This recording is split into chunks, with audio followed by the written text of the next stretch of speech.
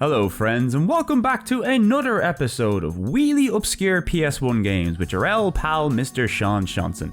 We've made it to Volume 7, and look, by now I'm sure you all know the drill. We're going to look at 3 games selected at random from the ever-reliable wheel of games, and 1 game selected by you, the lovely viewer. So let's get right into this. They say 7 is a lucky number, but does that mean luck is on our side? Well, there's only one way to find out, and the wheel will provide.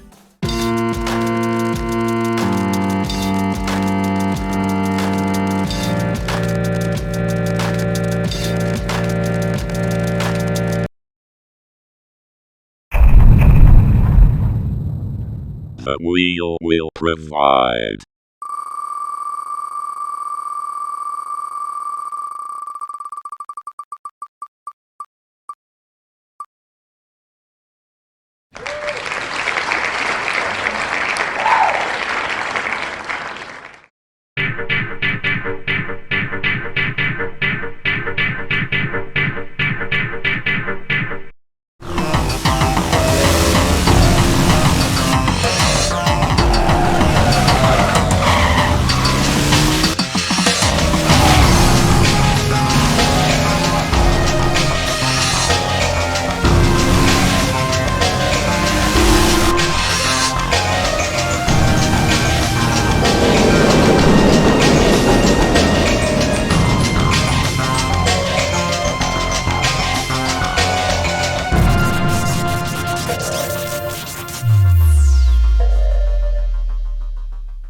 Starting out Volume 7, we have Motorhead, which, thanks to the lack of an umlaut, is legally distinct from another slightly more well-known Motorhead.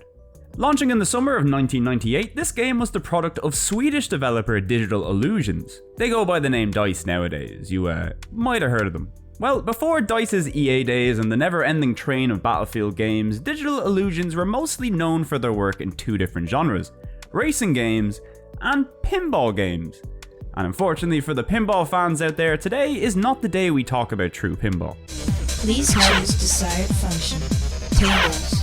High scores. Tables. Instead, we're going to talk about Motorhead, Digital Illusions' first racer to appear on the PS1.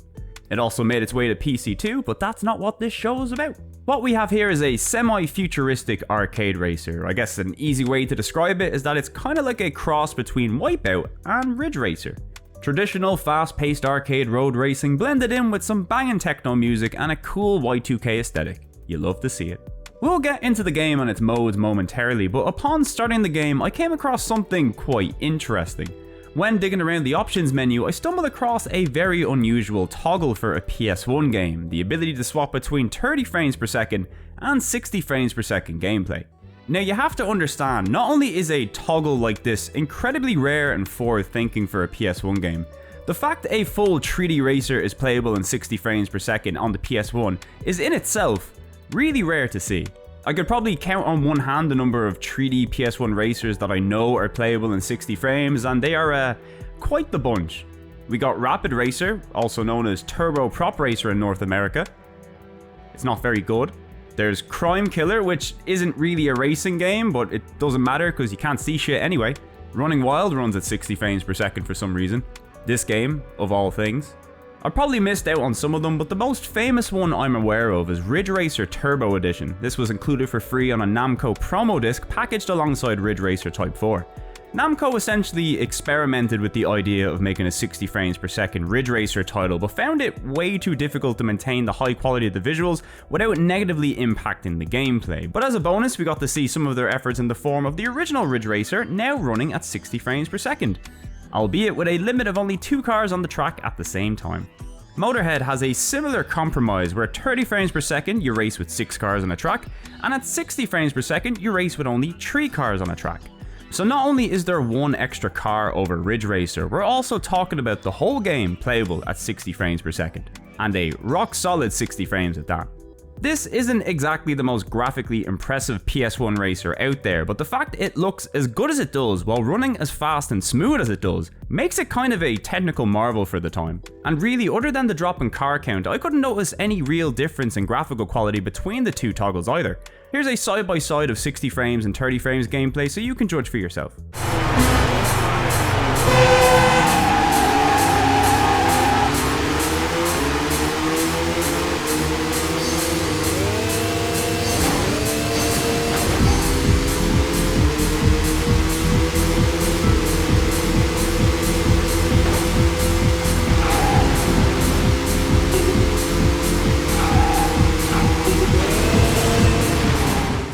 Right, so now that we know about that, I'll let you know that I decided to play this game almost exclusively in the 60 frames mode, and while the drop in car count is a little disappointing, it ends up kind of being a benefit in its own way too. I'll explain what I mean shortly. So Motorhead has all the standard modes that you'd expect from an arcade racer. Single race, time trial, split screen multiplayer, all the good stuff. The game has a total of 8 different tracks, well 16 if you count racing them backwards, and also a grand total of 10 different cars to choose from. Of course, we don't just start with everything from the get-go, we gotta unlock most of the content by playing through the game's main single player content, the League mode. In this mode, you unsurprisingly race across a series of different tracks, competing for points so you can top a racing league, the Transatlantic Speed League to be precise. When you start, you'll only have access to 3 different cars and 2 tracks to race on.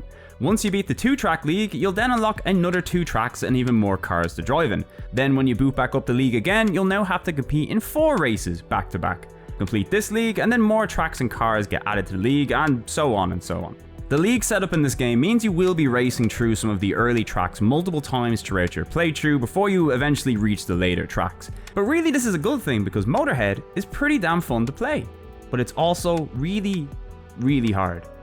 We'll get into the difficulty in a moment, but first let's talk about the overall driving experience. It's like butter. It's like butter, baby. It's like butter. It's like butter, baby. It's fucking good. As we already mentioned, Motorhead is an arcade racer. You go very fast, but also handle really, really well. Although the racing here isn't so much hyper drifting and taking every corner at speed, you will be braking and slowing down quite a bit, especially during some of the game's trickier tracks. But whether you're making quick maneuvers at breakneck speed or just carefully navigating some pillars in a parking lot, the driving in this game is spot on throughout. Although even with some buttery smooth controls, Motorhead is no cakewalk. Oh no, Motorhead is a brutal racing game, and that is thanks to 2 things: the opponent AI and the game's track design. We'll start with the track design since it kind of ties in with the AI difficulty as well. The tracks in Motorhead are, in a word, cramped. Road space is limited across the game. Tracks feel tight and claustrophobic, and when you combine that in with the fast speed of the vehicles, even the tiniest misjudgment in steering or speed can spell disaster. You've got to be focused and on point at all times, but it's not just about good reactions. These tracks also require an element of memorization.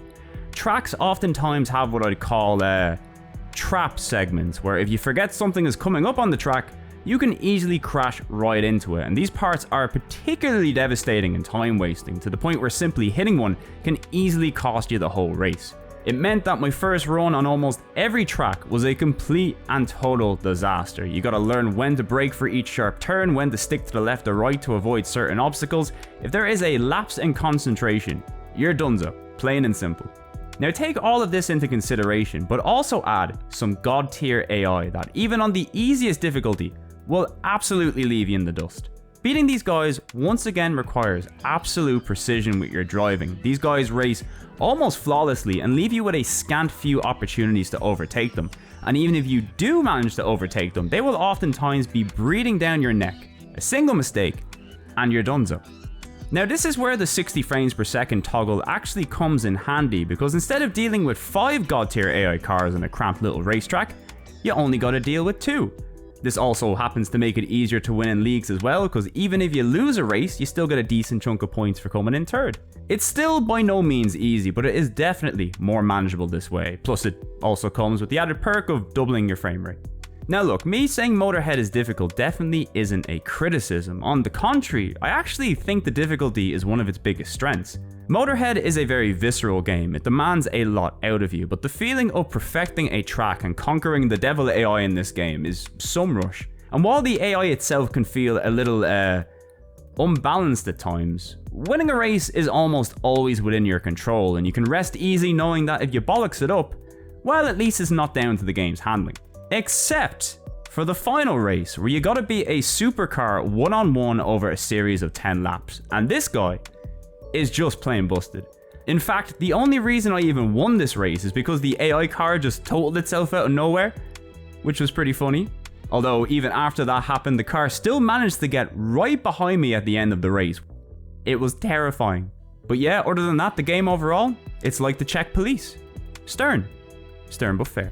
Another big plus to the game is its atmosphere and visual design. I really like the near future aesthetic that they went for, although I would have liked to see them push it maybe a little bit further with some zanier stuff, but it does strike a nice balance of strange and familiar while offering up some decent visual variety across the various track locales. The graphics overall are nice and detailed. It can be a little dark at times, but I think that gives the game a kind of sinister overtone as well, almost like the game's fog is pollution or smog in the sky. And look, speaking of the fog and draw distance, I mean, it's not ideal, but I think it is at a completely acceptable level considering the performance and visual quality we're getting while racing. Unfortunately, I think the car designs on the whole are a little repetitive and uninteresting, but I think that's also a cost of prioritizing the frame rate, so yeah, you know, it is what it is. Of course, topping off the presentation, we gotta talk about the sound too. And look, while the sound effects while driving are excellent in their own right, one of the biggest stars in Motorhead is the excellent soundtrack. Each racetrack in the game has its own exclusive background music, and there ain't a bad one in this game at all. They run the gambit from techno bangers, ambient, trance, and even some more sinister industrial tracks. It's a high-tempo soundtrack for a high-tempo racer, and it's one that you'll be keeping at max volume the whole way throughout.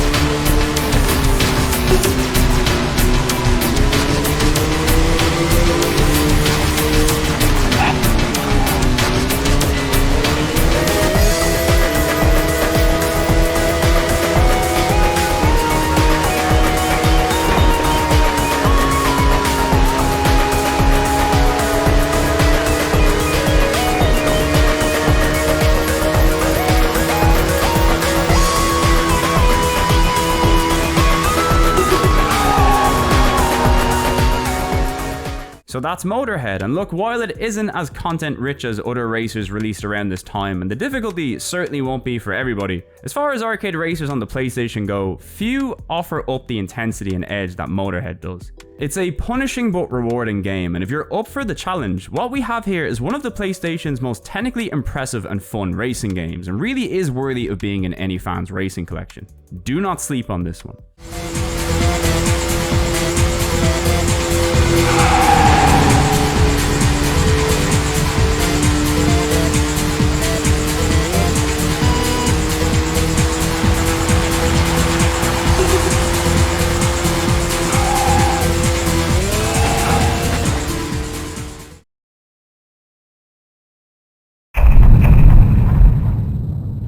The wheel will provide.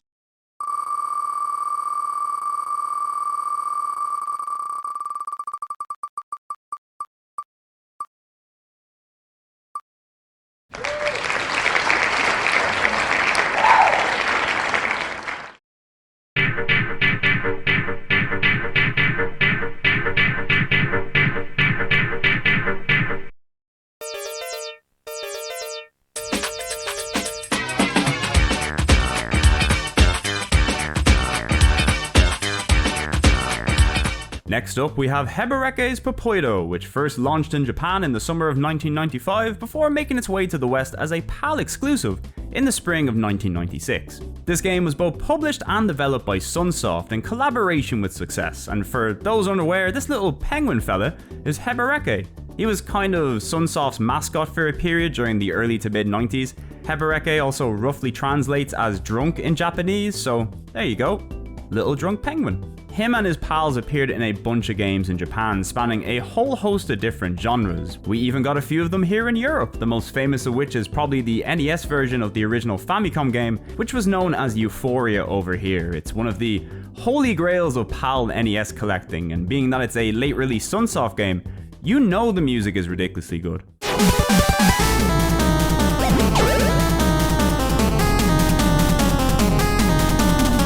The remaining two Hebereke games we got here are a little different though. The first was Hebereke's Popone, which was a puzzle game on the Super Nintendo, and the other game is called Hebereke's Popoitto, which is also a puzzle game on the Super Nintendo, and also the Saturn and the PlayStation. So Hebereke's Popoitto is a very traditional puzzle game. In fact, you should be able to notice the influence of two other puzzle titles almost immediately, Puyo Puyo and Little Dr. Mario. And honestly, yeah, that's pretty much the game. It's a cross between Puyo Puyo and Dr. Mario. But does that mean it's any good? Well, let's find out.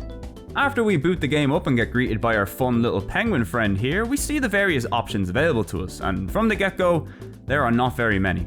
We have a one-player mode and also 2 different competitive multiplayer modes. We might as well start with the one-player mode. Here we travel across a cute little world map to battle 8 different opponents in some puzzle action. Here we get some brief scenes before and after each stage, which introduces you to the various different Hebereke characters like Catboy, Cool Ghost, and Jennifer. The most I can say about these scenes is that they exist. There's some light conversation between the characters, but you can tell they had no budget when it came to the translation. All the dialogue here is very literal and devoid of almost any personality, which is very disappointing for a game that features character designs like this. Anyway, that stuff isn't really important, so let's talk about the gameplay. Now, in spite of the fact that you are technically battling somebody, the one-player mode only features a solo playing field. You don't have to worry about any AI throwing junk onto your fields or messing up any of your carefully laid plans, which is a good thing because I am very, very bad at this game. So, as I already mentioned, Hebereke's Popoitto is more or less Puyo Puyo crossed with Dr. Mario. The goal is to match colored Puyo pieces to matching enemy pieces. If you connect 4 or more of the same color together, the blocks will disappear and you'll net some points. The goal in each stage is to get rid of all the enemy pieces, so as you can see, it is quite literally Dr. Puyo. Now, while the gameplay itself is quite simple in theory, there's a few additions to the formula unique to Hebereke which give it a little extra edge. For one, the enemy pieces have a habit of moving around the playing field. Some of these are static, but others will move around in set patterns that can be both beneficial, allowing you to connect big combos, or detrimental and completely ruin your entire run. Another thing that caught me off guard is how the pieces themselves connect. Unlike Puyo games, the pieces only react to each other if they are stacked horizontally or vertically.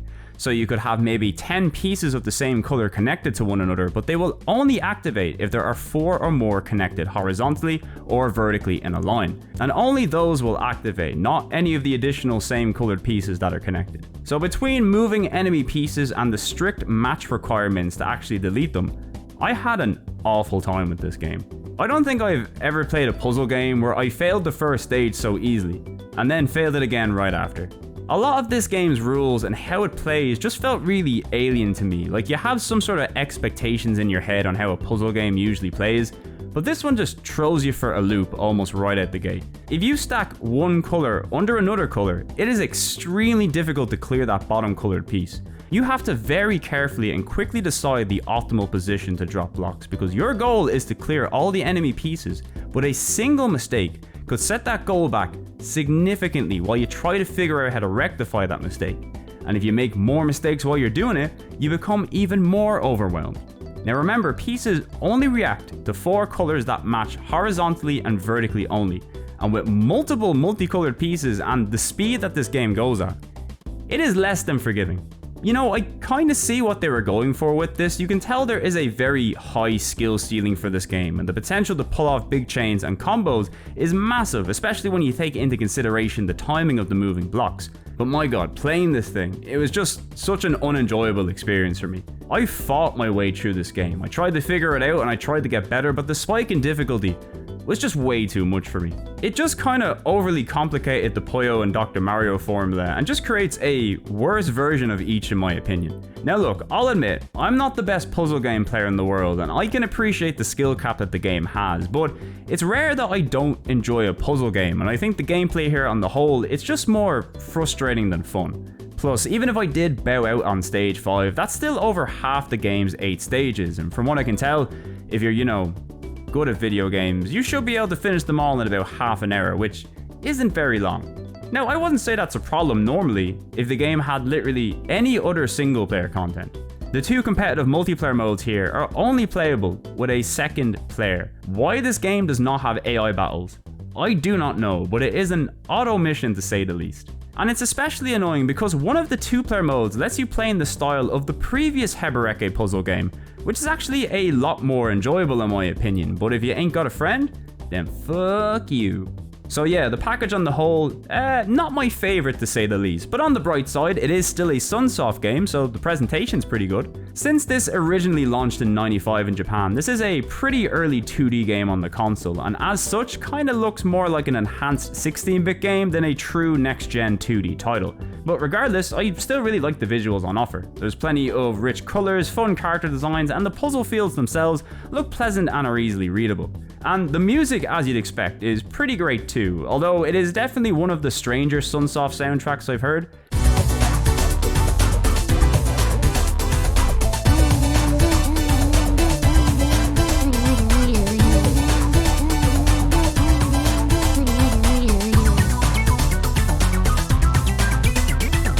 I believe this PS1 version has a unique soundtrack too, different than the Saturn and Super Nintendo version, so if you're looking for some of the weirder cuts from Sunsoft's music library, this is one well worth checking out. I guess my final opinion on Hebereke's Popoitto is a mixed one. I really like the presentation, the looks, the music, it's all very nice. The gameplay, on the other hand, it is just not for me. There is definitely a functional and competent puzzle game here, but for those who play puzzle titles a little more casually, I think the package as a whole just offers up more frustration than fun. Although, as we already know, I'm also just really bad at video games, so if this looks like your kind of jam, well, it might still be worth a look. Everybody else though, just play Euphoria instead. It's the only Hebereke game you will ever need. Trust me. Finally on the Saturn, Hebereke Popoitto, which is Japanese for Why Are Dave and Rick Wearing Shades in the Middle of Winter? Hebereke's Popoitto? Huh? What on earth is going on? It's basically your Hebereke's Popoon on the SNES, but on the Saturn. Mean Bean Machine, Pack Attack, Puzzle Bobble, they've all become very popular lately. All these more graphic-y, Tetris-y type games. That's exactly what Hebereke's Popoitto is. Trouble is, it's absolutely bonkers. There's just too much going on screen to actually make a puzzle game work. Puzzle games should put you into a calm state and let you relax, let you get into it gradually. But Hebereke's Popoitto throws everything at you at once, and you end up getting hit from 1,000 angles.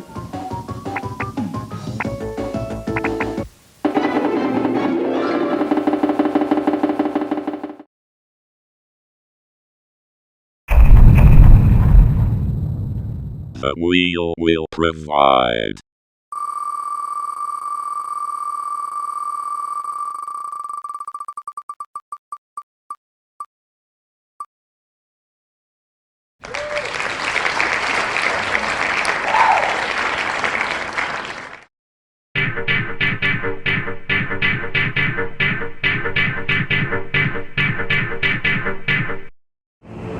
Are you picking this up, Kinsman? Yeah, I copy. Looks like some kind of Neolithic structure. Say again, Kinsman? You're breaking up. Something must be... Whoa! What the hell is that? You tell me. Can you back up a bit, McCragen? Let's get a better look. Yeah, hold on. Wait, something... What's going on down there?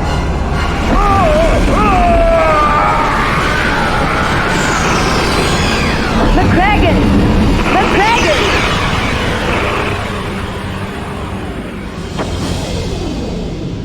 Our third game today is Critical Depth, making its way to the PlayStation in late 1997. This game was developed by Single Track Entertainment Technologies, who were responsible for some of the earliest hits on the platform, games like Warhawk, Jet Moto, and most notably the first two Twisted Metal titles, which were more or less responsible for kickstarting the brief rise of the vehicular combat genre. As the Twisted Metal franchise continued on without Single Track from the third game onwards, you might wonder what direction Single Track were going to go in next. Well, the answer to that question is down. Deep down into the ocean. Critical Depth is essentially Twisted Metal, but underwater. Replace cars, ice cream trucks, and giant wheels with pirate ships, submarines, and a scuba diver. And look, I suppose if anybody was to attempt to mix up the Twisted Metal formula by bringing it into a new setting, it might as well come from the developers that know vehicular combat. Plus it says that right in the box, so who am I to disagree? So in Critical Depth we have 3 different modes that, similarly to Twisted Metal, can both be played solo or in split screen with a friend. You've got your standard deathmatch mode where you select a sub and map of your choice and just go to town on some enemies trying to rack up as many kills as you can. And there's the battle mode, which veers more into capture the flag style gameplay. The goal here is to collect 5 different pods and escape through a warp gate. Each of the pods you pick up also increases your vehicle stats, granting buffs to things like armor and weapon strength. The final mode available is Missions mode, which is where the game's most significant content lies. This is essentially the game's story mode, where you choose from one of the game's 12 characters and make your way through a series of battles. One thing I always appreciated about the Twisted Metal series that's also present here is the amount of effort they put into their characters' backstories and lore. Each of the characters have their own little info section to browse through, and even a full story unique to each of the 12 different characters. Now, while these are mostly told only through text briefings between missions, there's a surprising amount to these, and they can be engaging and funny too. It's rare that I would read through every single text scene in a game like this, but there is enough character and personality here to make it worth your while. When you get into the game and start playing, you'll find that the game's controls are almost one-to-one with Twisted Metal, from the way you accelerate to weapon buttons, sub-weapon toggles, and even the quick turn that's always mapped to the X button. Now, of course, being underwater, there is a few key differences, most notably the fact that you're now able to move in pretty much any direction you like, and really the underwater movement in this game far exceeded my expectations. I was a little worried it might be a bit awkward and cumbersome for a game like this, but it's actually really smooth and allows for a great degree of control around the various maps. It's definitely quite simple, not letting you do anything too wild in terms of rotations or crazy maneuvers, but I think simplicity probably works in its favor, with the only major differences in control coming down to the actual character that you choose to use. The boost feature also makes its way over the critical depth, but now the meter is shared with a new shield feature as well, which comes in very handy, allowing you to defend yourself from enemy attacks. Since these are both pretty important functions, having them share the 1 meter offers up a nice bit of strategy when choosing which to utilize in different situations. As for weapons, well, the game's standard machine guns have been swapped over to a simple torpedo setup. And for sub-weapons, you can expect the usual array of missiles, homing shots and freeze weaponry, but all switched up to suit the underwater theme. Ever wanted to shoot piranhas at your enemies? Well, finally, there's a game that allows it. Each character also has their own unique special weapon as well. Some of these function like enhanced versions of normal weapons, but there's also some cool ones too, like being able to grapple onto enemies or even lift them up and shake them around. On the whole, I think the gameplay successfully captures what's good about the Twisted Metal games while making it work in this new style. But even with that bit of praise, my first time playing this game did not go very well. So interestingly, the mission mode in this game favors the game's battle mode over the traditional deathmatch mode. So when I went into the game and immediately gunned for my enemies, well, I found out that is a very quick way to lose. Instead, to beat a level, as mentioned earlier, you need to collect all 5 of the power pods that drop into the map shortly after the level starts. Doesn't matter if you kill a single enemy, as long as you reach the portal while holding all 5 pods, you've beaten the stage. Now the thing is, while I appreciate the attempt to spice up the gameplay somewhat with this new game mode, I'm not all that sure it's very good. The problem I have is that the game gives you these big elaborate maps with hidden nooks and crannies, cool little secrets and fun places to just essentially chase your enemies through. But the game always kind of devolves into every player just piling on top of one another, desperately gunning for whoever has the most pods. And it just becomes a big messy fight that kind of lingers in one part of the map and one part only. It's not necessarily that it's bad, there is some fun to it, it's just that I personally prefer the straight up death matches, as it kind of promotes more interesting combat across the whole entire map. And my problem is that death matches are only available in deathmatch mode, not the story mode, which is pretty much exclusively battle mode and capturing the 5 pods. Once again, it's not terrible, I just would have liked to see deathmatch at least included in the mission mode to add some variety. At least there's some boss stages which kind of play like a deathmatch but also add on some fun gimmicks too, like trying to blow up a glowing orb with radio controlled torpedoes. There's not many of these, but they are fun whenever they do pop up. Outside of all of this though, I'd say the game's biggest issue, or at least for me, was just how difficult the damn thing is. When starting this game on normal, I would be lucky to make it past the 2nd or 3rd stage. Anytime I'd engage in combat with somebody, I would almost always come out taking a crazy amount of damage. It did get better as I learned to use the shield more, but it just never felt like I could get control of these battles. The AI just really wanted me dead. I eventually dropped the game down to easy and started having a much better time while getting used to everything, but alas, this is one of those games that gates off the last few levels of the game unless you're playing on normal or hard.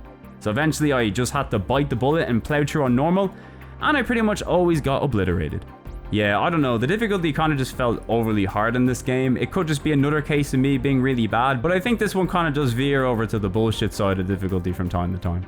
On the bright side, I do really dig the presentation. As mentioned, I love the variety of different characters and just the sheer amount of them on offer. Plus the vehicle designs are pretty cool too, even if they aren't as memorable as some of the Twisted Metal designs. The maps themselves I quite like too. There's some big ones and smaller arena style levels, and you can even jump out of the water to see the land if you like. Of course, being stuck underwater, the levels can sometimes feel a little samey. They are all just blue after all, but there is still enough unique visual identifiers to at least give the maps a look and feel of their own. The music is also surprisingly good, like really good. I always remembered the Twisted Metal games having good soundtracks, and thankfully that seems to have carried over here too. The music has an almost cinematic edge and definitely makes use of all the great video game water music tropes, giving us tracks ranging from dark, ambient and atmospheric all the way over to some guitar driven bangers. They really went all out with this one and created quite the sleeper hit of a PS1 soundtrack.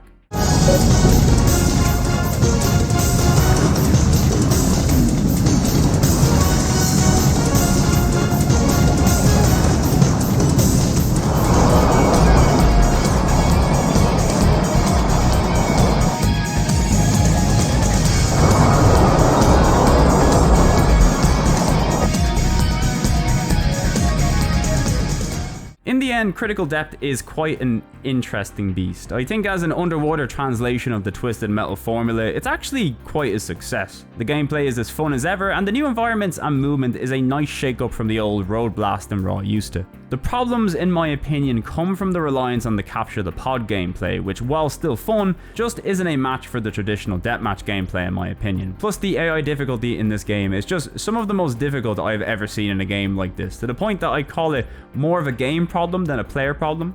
But in spite of that, the game still has quite a lot going for it. There's clearly been a lot of effort put into it. It's got a ton of content with plenty of hidden unlockables for longevity, and I've no doubt playing through this game either cooperatively or versus with a friend is where the game will definitely shine the most. It is far from the best vehicular combat game on the console, but if you are a fan of the genre and are craving a little more Twisted Metal from the original team who started it all, well then maybe it's worth taking a dive into the Critical Depths and checking this one out.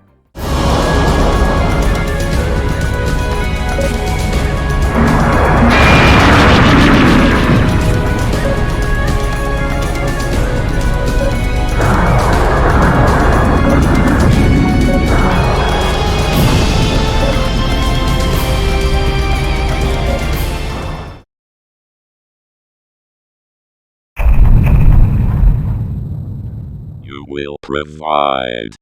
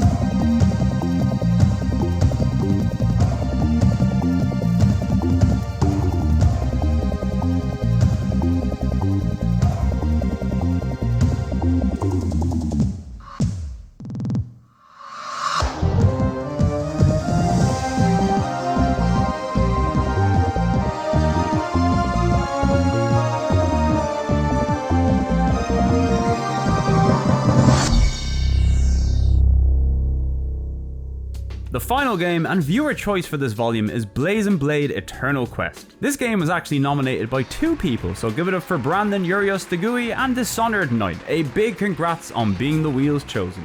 So what we have here is an action RPG from a developer called T&E Soft, who are also the developers behind the Hydralight series.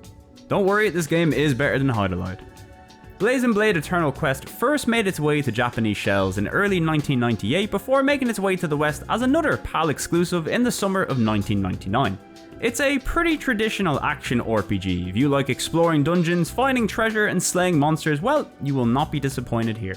Although the big thing that makes Blazing Blade stand out on the platform is the fact that it's a co-op focused action RPG, allowing 4 players to play simultaneously through a multi-tap or link cable. Now, co-op action RPGs are kind of a rare sight on the console as it is. There's Diablo, which is really good, but locked to only 2 players. And I suppose there's also Gauntlet Legends, which criminally is also limited to just 2 players for the PS1 version. But here on the other hand, we've got a genuine, full-fat, long-ass RPG for 4 players. So T&E Soft, you've got my attention. Although, let's pull the brakes here real quick. You might remember a time where I found it hard to get somebody to play a masterpiece like the curling with me, so you know I've no chance of getting 2 people together to play this game, let alone 4. So my experience today will be from the point of a solo player, which thankfully is a completely valid way to play this game. But is it a good way? Well, let's find out.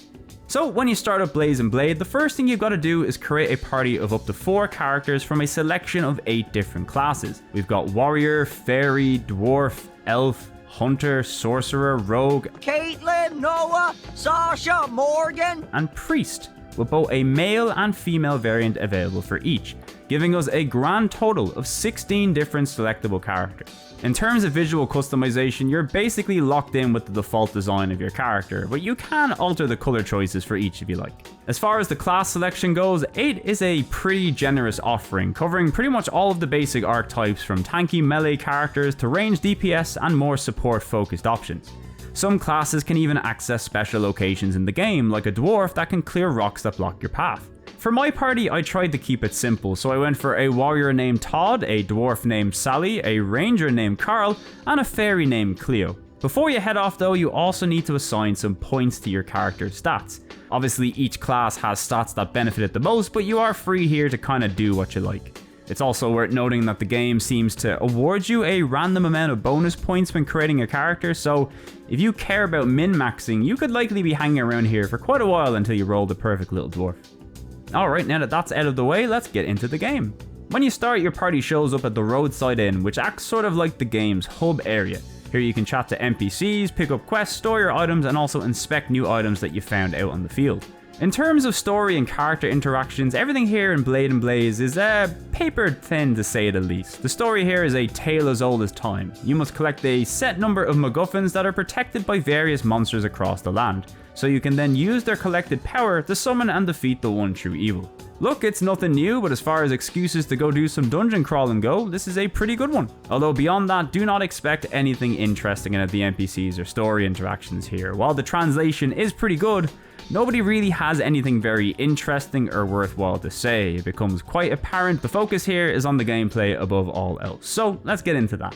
Once you leave the Woodside Inn, you then get brought to the game's map screen, which is where you'll access the game's various areas. When you start, you'll only have one location to visit, but as the game goes on, you'll unlock plenty more and even get the choice to tackle them in the order of your choosing. Although, beware if you enter a high level area, you will notice it very, very quickly.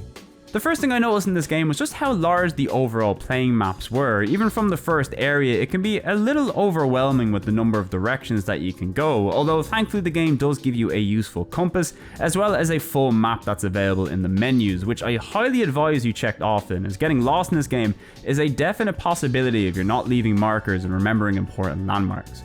Now of course, if you were playing this multiplayer, each of the 4 characters would be operating individually from one another. But here in solo mode, your characters tend to stick to a neat line of 4, with you choosing any one of the 4 characters to be the leader. Gameplay for the most part is very simple. You've got the occasional bit of platforming, the odd puzzle to solve, but more often than not, you'll just be exploring and going to town on every enemy you see. Characters like the Ranger can attack from range with their bow and use special herbs to buff and heal the party. The Fairy can cast various buffs and debuffs, as well as attack with a magic wand, and the Warrior and Dwarf can pretty much just attack and block, but at least they do it in style. Is this the tightest and most satisfying combat I've ever seen in an action RPG? Absolutely not, but it does do the job. I had a nice time just repeatedly slashing enemies over and over for hours on end, which I think is the hallmark of all fun action RPGs, so yeah, it's good enough. As for the AI, well, it attempts to attack from time to time, which is helpful, but you'll never be able to rely on them for anything. Nor can they use any magic or items, so yeah, they're mostly just useless. When you kill enemies in this game, they drop these pink XP crystals and also these little blue things which act as the game's currency. We'll get to those in a little while, but XP, boy does this game love giving you XP. Your party is leveling up almost every few minutes. It's crazy, I was nearly level 50 after getting just one of the game's stones. And these level ups don't just reward your brain with a nice little hit of dopamine, they also fully heal your character, so healing for the most part kinda just sorts itself out during the game, which is nice. You can of course use items to heal your character, but why waste them when you can drag your friends around on 1 HP, desperately hoping for a level up? This happened to me quite a bit because if your allies die, thankfully the only penalty is that they're out until you move to a new screen, where they'll pop back up on 1 HP, and you better believe I was as stingy as possible with those level up heals. These guys would be dying for days. Really, you want to save your items for the area bosses, which offer a significantly higher challenge than the regular enemies. Plus, you can guarantee it will wipe out your 3 additional party members almost immediately. But that's not a problem because nothing can beat a dwarf with a shield. See? Not even close. Really, as an action RPG, the core gameplay here ticked all the right boxes for me. This is a big game with plenty of locations, items, and secrets, and it definitely doesn't skimp out on some of the heavier RPG elements too, considering the fact that it is a 4-player game. Now, unfortunately, on the visual front, I wouldn't really say that this is the most impressive game I've ever played. At all.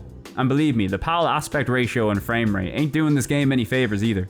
Everything just looks very muddled. You can zoom and rotate the camera to get a better view of your surroundings, but really I found this game super hard to play on almost anything but the most zoomed out view. Although it's not like zooming up close helps anything, but fully zoomed out, it can be extra rough on the eyes.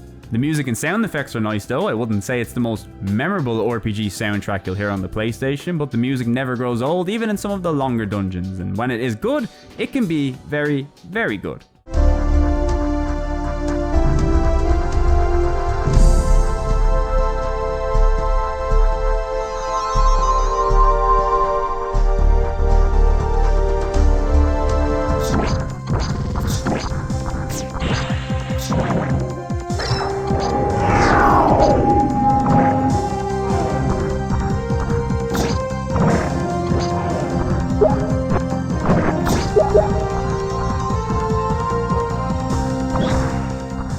This is usually about the time where I'd wrap things up and give you some final thoughts on the game. And look, up until this point, even as a solo player, this seems like a relatively fun, if simple, action RPG. But the thing is, it's not. So allow me to quickly turn heel on Blazing Blade for a little bit real quick. This game has a major problem, one that's baked into the game at a design level that just makes it one of the most cumbersome games I have ever played. I'm talking about trying to set up a game of 4 Swords or Crystal Chronicles on the GameCube cumbersome. Well, actually no, it's not that bad, but look, I'll show you what I mean. So when you create a character in this game, the character saves to the player's memory card. Now this is 3 blocks per character. So if you wanted to create a party of 4 characters, it would take up an entire PlayStation memory card to do so. Now thankfully this wasn't a problem for me, but if you want to play this game with 4 characters solo or with friends, you're going to need a whole memory card worth of space for this game. But it gets worse. Every time you want to save in this game, you need to save the game 4 times, once for each character. And these are long ass saves too, so this can take a little while, especially if you're like me and love saving all the goddamn time. But wait, it gets worse.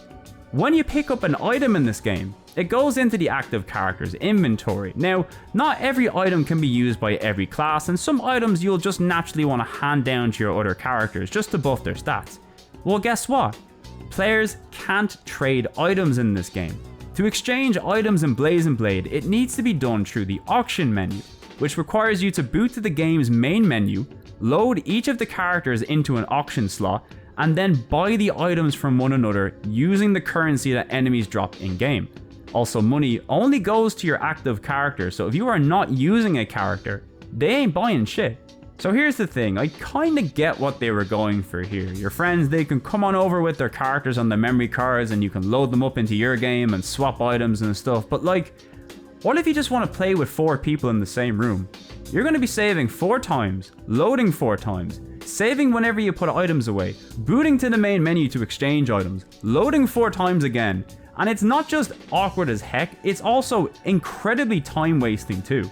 And worse yet, if you're playing solo, you still gotta do all this. It's just the worst. So look, if you want to try this game, please be aware you're gonna have to deal with some very awkward and unfriendly game design. It didn't ruin the game for me as this stuff only really rears its head between questing, but it is still frequent enough to be a big mark on the game as a whole. But still, in spite of that, I had a good time with this one. I played it a lot actually. I didn't finish it, but I played it a lot. As a solo player, it's really just kind of middle of the road as far as action RPGs go, but you can definitely have a good time with it. But it is very, very clear that this game is built for co-op, and look, if you can get 4 players, heck, even just 2 or 3 together, then you can really tap into this game's potential. While the game has certainly aged much worse than some of its peers, this definitely strikes me as the kind of game you could have played for dozens of hours with friends back in the day, and I've no doubt anybody that did would have a really special place in their heart for this one, because like I said, in spite of its simplicity, this is still a long-ass, full-fat action RPG for 4 players, and on the PlayStation, there are not many games offering up what this has, even if it's a cumbersome janky mess as well. And while this game never made it to North America on the PlayStation, the game did also see a PC release 1 year later, which did make it to North America. So if you want to try that, maybe it's better, I don't know. It also had a PS1 follow-up a short while later called Blaze & Blade Busters, which is on the same engine, but just seems to streamline all the cumbersome parts, but that never left Japan, nor is it translated, so yeah, we're out of luck. But hey, at least we did get the original Blaze & Blade, and while it may be a tougher sell for people nowadays, if you've got an empty memory card, 4 controllers, and multi-tap some friends and 30 or so hours to kill, well, then here's a good way to pass the time.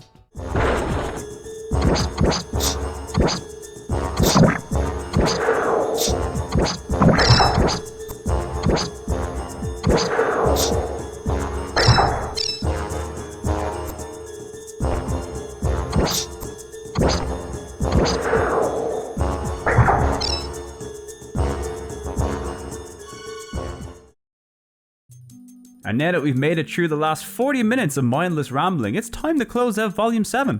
We gotta check out one of the PlayStation's most technically impressive racers, a Puyo Puyo Dr. Mario hybrid that may have been designed by a drunk penguin, a twisted metal game made for people who like dolphins, and a co-op action RPG that really, really loves memory cards. As always, we need to slot each game into one of 4 categories. Is the game a must play? Is it something worth trying if you like the look of it? Is the game just kinda meh? Or is the game trash and not worth your time? Today's entry sees Hebereke Popoitto making its way into meh tier, Critical Depths and Blaze & Blade making it into try tier, and finally Motorhead cruising its way into the must play tier. Look, Hebereke, it's cute, it's colourful, really the presentation here is great all round. But when it comes to the puzzle gameplay itself, I was just not vibing with this game at all. It just feels like an overly complicated and punishing version of the games that it takes inspiration from. Maybe this one might be more appealing to you, but for me, this was an easy entry into the meh pile. Critical Depths is quite literally twisted metal but underwater, and to some that's likely more than enough to sell you on this game. There's some aspects of the game design that I think are weaker than Singletrack's other efforts on the console, but really as far as an underwater take on the vehicle combat genre goes, this is a decent content-rich effort that is definitely worth a look. Blaze & Blade is pretty much the best choice you have for a 4-player action RPG on the PlayStation. Its gameplay may not be the most refined, nor is its many questionable systems, but if you've got the friends and the accessories, this game offers one of the best co-op experiences on the console and is absolutely worth checking out. And finally, we have Motorhead, and look, I was a little hesitant about putting this one as a must play. It is a difficult racer that demands a little bit more effort to just pick up and play versus some of the console's other offerings, but between the cool aesthetic, the memorable soundtrack, the exceptional car handling, and last but not least, its blistering 60 frames per second mode, well, I think we have one of the console's most impressive racers. Certainly not its best, but definitely one that every PS1 racing fan should have in their collection. Now before we finish up, I'd just like to give a special thanks to both Brandon Urios Degui and Dishonored Knight for your submissions to the viewer wheel. If you would like to submit your choice for a game to appear in future volumes of the series, you can check out the channel update video over my channel for the rules and more information. I'll leave a link down in the info below. As always, a big thank you to everybody for tuning in to watch the video. If you enjoyed it, please consider liking and subscribing to the channel if you haven't already. Any support is always greatly appreciated. I'll be back soon with Volume 7 of Japan-only PS1 games and maybe another sneaky video somewhere in between, so I hope you all stick around for that. Until then, take care of yourselves and don't forget to praise the wheel.